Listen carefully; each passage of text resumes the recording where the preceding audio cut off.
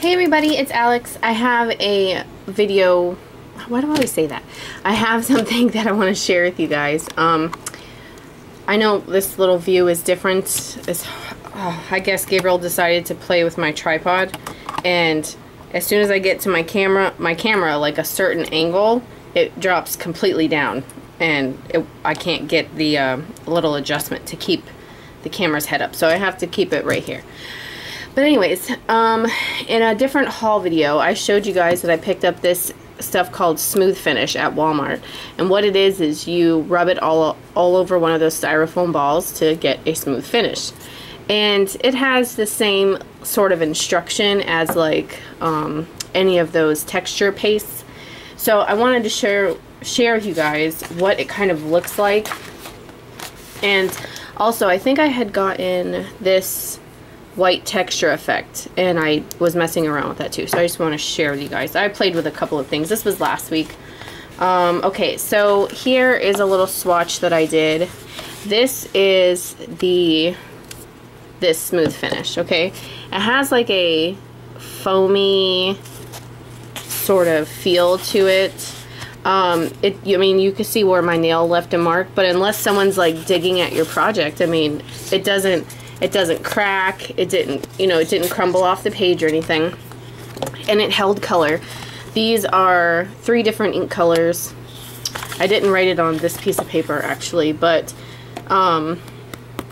this was supposed to be like navy blue, this was supposed to be a pink, and this is a yellow color, as you can see, but they did lighten up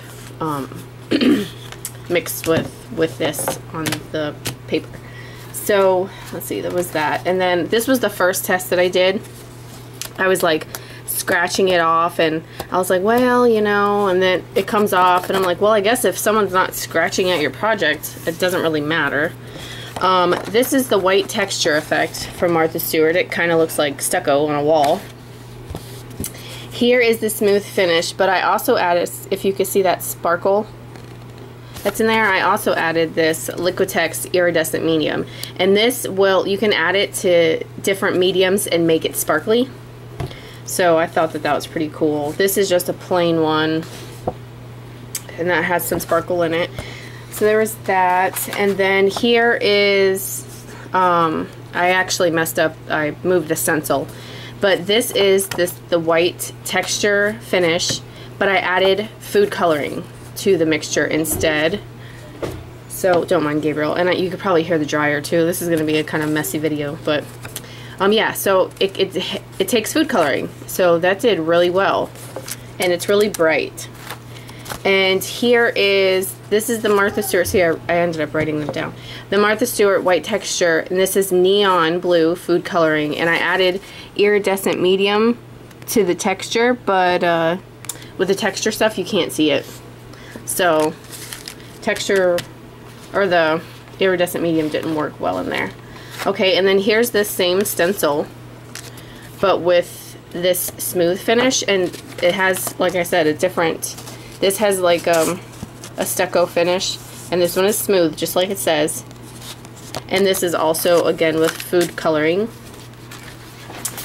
And then here is 3 different colors. These got really light. This is the Martha Stewart texture, the white texture effect. See, because this is the one that I told you guys I got at Marshall's. This is stucco paint effect, and this is the white texture effect, and to me they kind of look the same. But anywho, so the ink really lightened up. It's a pink, a blue, and a green. So if you wanted like a shabby color, this Martha Stewart texture effect, at first I could barely tell there was any color at all, and when it dried it showed the color. So, and then one last thing I played with was this. This is where is it here? This Liquitex glass beads, and it also holds color. I rubbed my coral, was it coral or no, not that one. It might have been the dark quartz or soft cantaloupe maybe ink pad, and it held color, and I used it with the stencil obviously, and it has these like glass beads. So if you like the texture, it's really cool. and it has a good glossy finish. So anyways, I just wanted to share with you like a little demo. Oh, I did that one too. Of this smooth finish stuff in case you guys wanted to pick it up from Walmart. It was, I want to say, $4 or $5 for the can. See, it looks like whipped icing. I was gonna say whipped cream, but I guess it kind of looks like that. So I forgot the food coloring.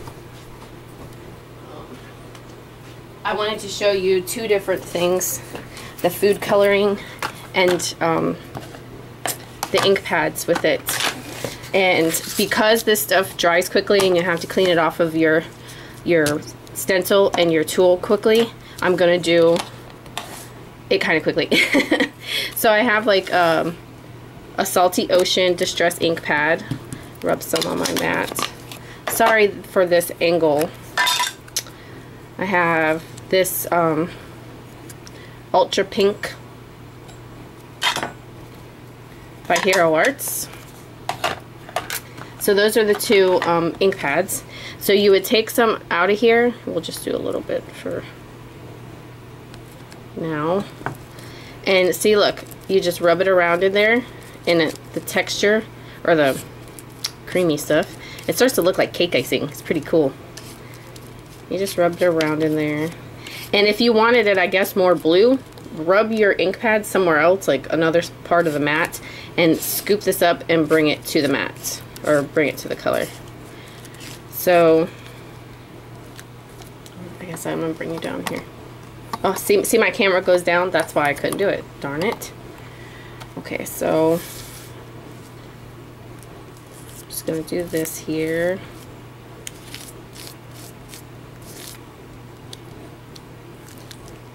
Oh, maybe I should leave it. Leave that there. And I will clean off my tool with a baby wipe since I can't go to the sink. We're going to try to do this quickly. And here is the Ultra Pink.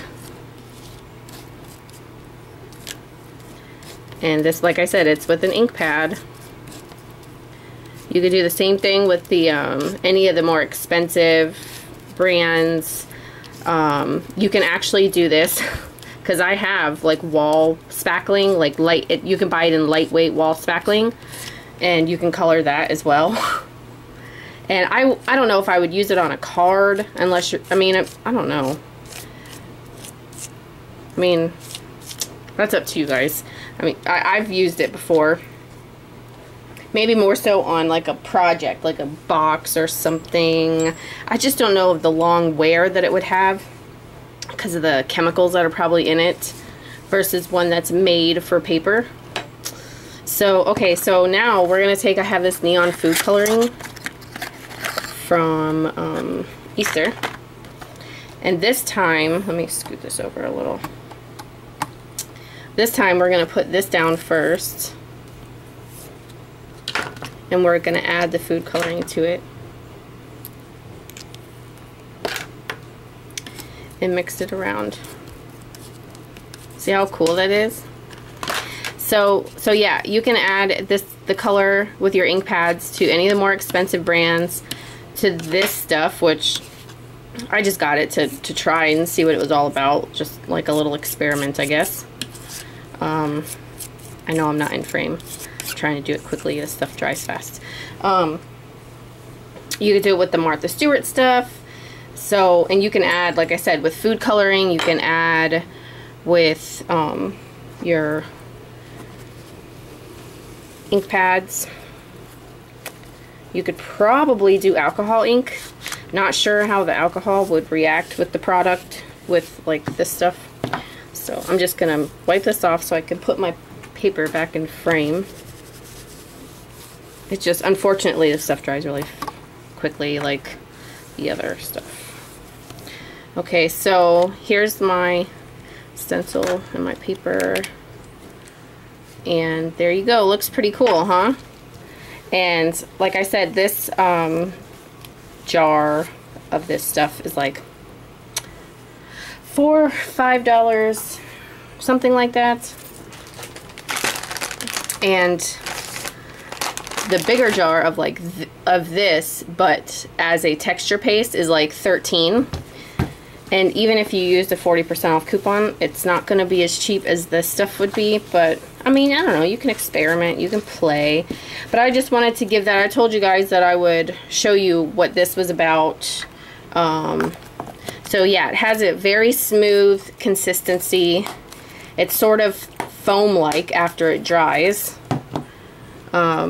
It holds color very well, especially these food coloring. The food coloring, it's very bright versus the ink pads. So yeah, I just wanted to share that with you guys.